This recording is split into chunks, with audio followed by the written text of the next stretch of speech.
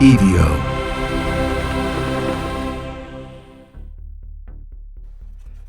Welcome back to The Devil Within. This is In the Bleak Midwinter Part 2, as we revisit Season 1 of The Devil Within in support of the MGM Plus show, Let the Devil In, available now on MGM Plus.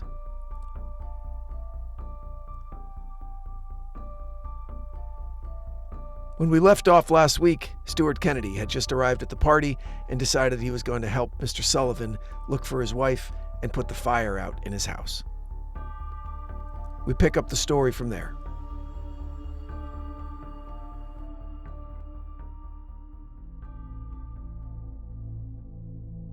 And then Stuart Kennedy, that was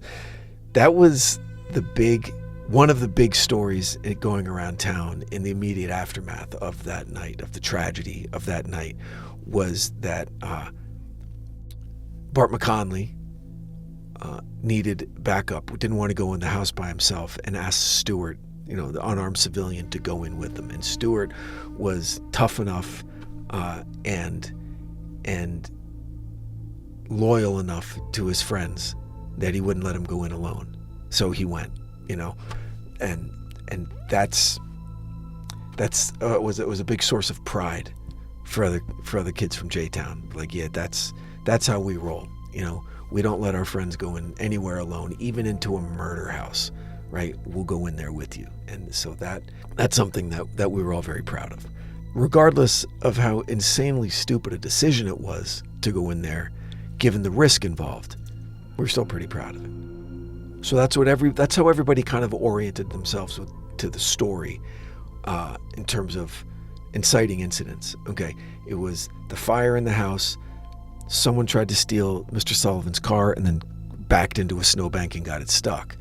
And then people on the street started showing up. Joey DeGennaro first, right? He kind of watches it happen, right? And kid runs off. And that's how crazy it was in J-Town. He goes, someone was joyriding and crashed the car and just took off into the woods. Because that was the answer to everything. If you were being chased by the police, if you were being chased by your older brother's friends, like I was often, where we grew up, we knew those woods like the back of our hands. You just run into the woods, go into the woods. That was it. And even in the middle of the night, you knew the trails, you knew where you'd end up, okay? So someone crashing a car and then fleeing into the woods wasn't really cause for much alarm. And so when Joey D saw that, he's like, oh, okay, and then goes to the party. And then about a block behind him, here comes Stuart Kennedy. And in that 60 or 90 seconds that had elapsed, what was going on in the house was the fire alarm had awoken Mr. Sullivan, okay? He tries putting the fire out. He knows he needs help. So as Stuart is getting to the front door, here comes Mr. Sullivan banging on the door. I need help. The house is on fire. I can't find my wife and my son's missing. Okay. And now we're off to the races. And so then we're back to the beginning of the story with Michael going in, with Tom Sullivan Sr. finding the body, running home. Someone from the party calls the cops, and now everybody's waiting for the cops to get there. By the time Detective Paul Hart arrived on the scene, the single-story gray house with the black shutters was awash in the manic blinking of police lights. The firefighters didn't have much to do. The fire was contained before it had spread out of the family room. Detective Hart was more concerned with the basement, where the dead body was. At this point, he knew two things. There was a mutilated body of a woman in her late 30s, presumably Betty Ann Sullivan, the woman of the house. And her son Tommy, a boy of 14, was missing. Detective Hart put out an immediate APB for Tommy. His working theory for the time being was that the boy had been kidnapped by the killer and was in grave danger. The only problem with this theory was that it conflicted with what his gut was telling him. The husband did it. But then there were some major problems with that theory as well. First of all, there wasn't a speck of blood anywhere on the man. And given the severity of the attack, he should be covered. And second, he wasn't acting like a guilty man. He'd gone for help. He was still speaking about his wife in the present tense. He was struggling with what he was going to tell his 8-year-old, and he seemed genuinely distraught. Now, it's true. that all of these characteristics could be ascribed to an incredibly savvy criminal mind, but Mr. Sullivan seemed legit. Things just weren't adding up. It was early in the investigation, but it gave him an unsettling feeling that this case was going to get complicated. And that was before he saw the forensics report. Paul Hart was born in 1943 in East Orange, New Jersey. He joined the Army right out of high school. He flew helicopters in Vietnam, was honorably discharged when his tour was up. He went to school, got a degree in criminal justice, and when he found out that his young bride was pregnant with twins, he moved his family to a beautiful small town in the woods of northern New Jersey where he began his career in law enforcement. He quickly rose through the ranks, and by the winter of 1988, he was the lead juvenile detective in Jefferson Township. For the year preceding the Sullivan case, Detective Hart had been investigating some troubling reports of incidents in the woods along the outskirts of town. Reports he couldn't really explain, but then he entered the Sullivan home on that wintry night. So Detective Hart, okay. I went to school with his daughters from middle school through high school. They were a couple years older than me, so I met them when I was in 6th grade. They were in 8th grade. We rode the bus together because to get to their house, you had to go right past my house. Great girls, great family, twin daughters. And everyone knew that their dad was the youth detective, so you didn't want to, run afoul of of their father. And I never did. My brother might have, my older brother. But, and Paul Hart, Detective Hart, he was the go-to guy for this. He became the law enforcement, celebrity when it came to this. Interviewed by Geraldo Rivera, he would speak at conferences all over the place. He went as far away as Australia, providing training for other law enforcement agencies on what to look out for in terms of youth and satanic worship and areas that you might want to keep an eye on so you don't wind up, a freaking murder victim. Just through his kids and my older brother, who were closer in age to his children than I was, I got him on the phone. I let him know what I was doing. We had a really, really long talk, and he decided ultimately to not participate in the podcast for some very personal reasons, because he had grown very close with some of the surviving members of Betty Ann's family, and he felt that it wouldn't really be fair to them to talk about it. And it bummed me out, but I respected him for it and said thank you very much and preserved that relationship. So years later, when there were more professional journalists involved in telling the story, he did decide to participate, which is why you see him in episode 1 of Let the Devil In. And he plays a very big role in future episodes of the show, giving law enforcement context to what became a very confusing story with regard to many aspects of the case. I'll just say that as we go forward with the television show. Detectives are trained to question everything. Everything they see, every witness statement, every piece of evidence. They do this in order to be able to dismiss certain pieces of evidence as fraudulent, immaterial, or otherwise irrelevant. Or they do this in order to find patterns, to make connections that fit into a larger narrative that points to a conclusion that demands a high level of confidence. The moment that Detective Hart saw the body of Betty Ann Sullivan, he started making connections. And then he examined and read a few of the burnt scraps of paper that were collected from the living room, and he understood even more. And then finally, in Tommy's bedroom, he found the note that would confirm his growing suspicions. Tommy Sullivan was in a kind of danger that no one would believe.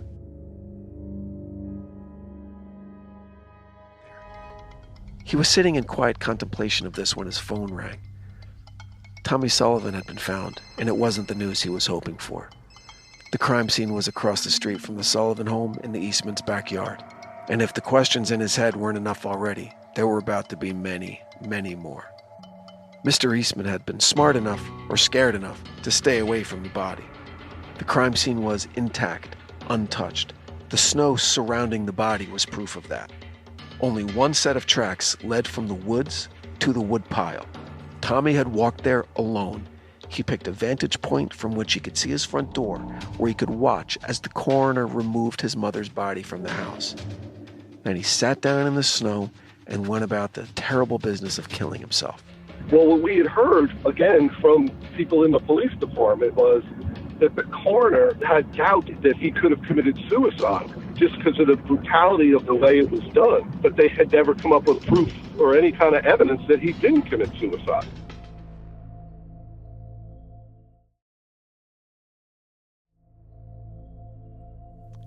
So that statement from Bobby right there about knowing people in the police department, to be honest, that's where I got a lot of my information on the show. Not from the police, but from what I presume are the children of dads who drank with the cops when they were off duty in the local bars. Okay. Who were probably saying things that they shouldn't have been saying, things that were probably very speculative and based on hearsay that weren't fully bore out through the investigative process, that they just, things, after a couple of pops, they start talking, they've got to release some of the stress. It was a very traumatic case to be working. So either a lot of misinformation or hearsay got out into the local community. So it turned into the biggest game of telephone that you could imagine. There was no internet. There was no cell phones. It started early in the morning. You're on the phone. What did you hear? Well, I heard this from my older brother who heard it from this guy's dad. Okay. And then what followed was insanely juicy, disgusting, terrifying facts about the case. And that's how it went for weeks and months while the investigation was happening. And we were all so just starved for information. As the kids, we wanted to know how he did it and how he could have done it and why. And our parents were trying to just barely hide the fact that they were terrified that they could be next, that their kids were in crisis like Tommy was, and they were missing it, just like everybody missed Tommy being in crisis. So that statement from Bobby, we knew people on the police force, was where I got the majority of my my information, we'll say, regarding the podcast.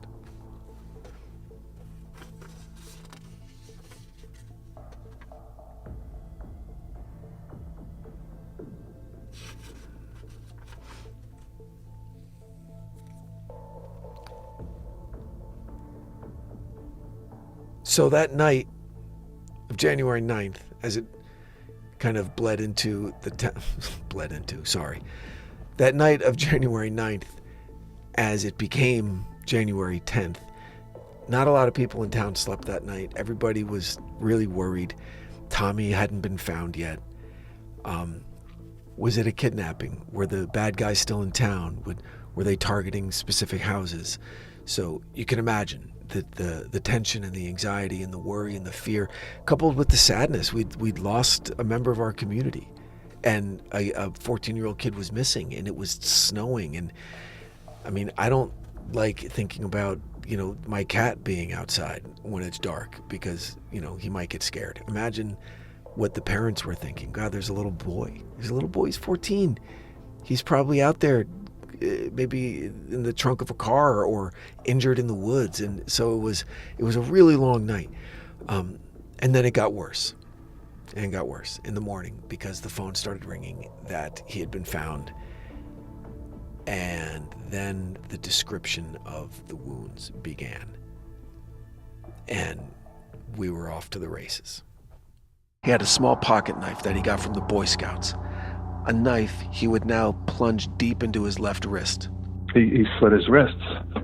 Both his wrists were cut to the point that the wrists were snapped back. He tried to slit his wrist, but he put the knife between the two bones. Only he didn't quite know what he was doing. The blade slid between the bones of his wrist, severing tendon and ligament, but not rupturing enough blood vessels for him to bleed out right away.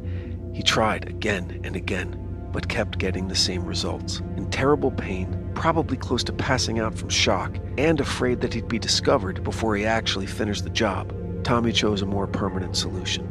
With his remaining good hand, he plunged the small 3-inch blade into his neck.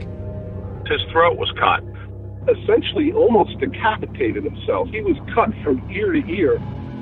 The depth of the cut was astonishing, as was the amount of damage it inflicted. Arteries, muscles, windpipe, larynx, all completely severed.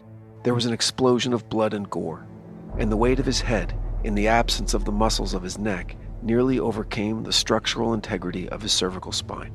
As it was, the result of the single slash of his blade left him with his right ear come to rest on the back of his right shoulder blade, with his chin pointing straight into the sky. He was in about a 10-foot circle of blood he was laying in the middle of. When he started to cut himself, he just was bleeding out and kind of spinning around, and there were no other footprints in that circle. So it was, again, another just weird circumstance. Detective Hart knew immediately that the blade in Tommy's hand would have forensic evidence confirming it as the knife used to murder Betty Ann Sullivan. He also knew that Tommy's fingerprints would be found on the dumbbell in the Sullivan residence. What he didn't know was how these wounds could be self-inflicted, and he wondered if any evidence would be found indicating that the death of this boy was anything other than a suicide. Questioning of the family opened up many disturbing avenues of investigation for law enforcement. Satanic worship, musical influence in the form of heavy metal bands, concealed obsession with the occult, and all in an incredibly short period of time. The family stated that at Thanksgiving, Tommy was his normal self, but 6 short weeks later, he seemed to be a completely different person. The last piece of evidence that was collected that night and delivered to Detective Hart the next morning was a folded sheet of paper recovered from Mr. Sullivan's car that had been crashed and abandoned in the Eastman's driveway. It was written in Tommy's hand and was a contract between Tommy and the great demon of hell that called for the murder of his family, followed by his own suicide. The signature on the bottom was simple and clearly legible, barely in cursive. The signature of a kid, a child really, who mere weeks prior was a well-adjusted boy of 14, a loving son and brother, a loyal friend and gifted student who was completely normal and well-adjusted in the way that all parents hope their children to be. To understand exactly what happened to this promising young man now requires a deeper investigation, an investigation into the fertile, impressionable mind of a teenager and what influences could so dramatically alter his entire personality. Were there signs that everyone missed? Could this have been prevented? And finally, is there any way for us to possibly know if there was something darker, something more sinister at play that led to a 14-year-old boy murdering his own mother and then taking his own life? A boy named Tommy Sullivan, who would come to be known by a new name, the Jersey Devil. So I just want to say I hope you enjoyed my interview with Danielle Franco. She and I worked very closely creating the television show Let the Devil In, available now on MGM+. She's a very talented woman and really took this very, very personally, almost like she was one of us. Like she's an honorary J-Town girl, in my opinion. So I hope you like that. I hope you're enjoying this treatment of season 1. If you're not, or if you have any comments or ideas or suggestions, leave it in the comments or email me at info@evocreative.com. I love hearing from everybody and I read every email, so I appreciate the support. Over the next few weeks, there will be more interviews with cast and crew from the show every Monday, and I will be doing the redux of these episodes every Wednesday and Friday for the rest of the season. All just because I am just so jazzed and overjoyed that somebody actually made a television show about my podcast. So forgive the overindulgence, but I hope you enjoy it, and I hope you're following the show anywhere you get your podcasts. Apple, Spotify, please rate and review the show. Go to our YouTube page, evocreative.com. Follow us on Instagram at @TheDevilWithinPod. Thank you so much for watching, for listening, and I will see you next time. And until then, stay safe out there. The Devil Within is an EVO production recorded live at Bel Air Studios in Los Angeles, California. For The Devil Within, I'm your host and your writer, Branden Morgan.